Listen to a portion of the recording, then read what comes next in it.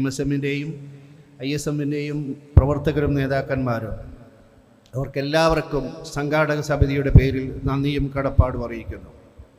എൻ്റെ മുന്നിലിരിക്കുന്ന Arabic college വിദ്യാർത്ഥികളിൽ നിന്ന് സമൂഹം ഒരുപാടും പ്രതീക്ഷിക്കുന്നുണ്ട്. തൗഹീദിൻ്റെ സന്ദേശം എല്ലാവരും എത്തിക്കാൻ ഉത്തരവാദിത്വം ഏറ്റെടുക്കാൻ പോകുന്നവരും ഉത്തരവാദിത്വം ഏറ്റെടുത്തവരുമാണ് എൻ്റെ മുന്നിലിരിക്കുന്നത്.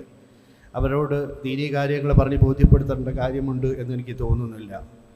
അള്ളാഹുവിൻ്റെ അനുഗ്രഹത്താൽ ഈ ചടങ്ങ്, ഈ പരിപാടി ഭംഗിയായി അവസാനിപ്പിക്കാൻ കഴിഞ്ഞു. സർവ്വലോക രക്ഷിതാവിന് സർവ്വസ്തുതിയും സ്തോത്രങ്ങളും സംഘാടകർക്ക് നന്ദിയും. നമുക്കൊരുപാട് കാര്യങ്ങൾക്ക് മുന്നോട്ട് പോകേണ്ടതുണ്ട്.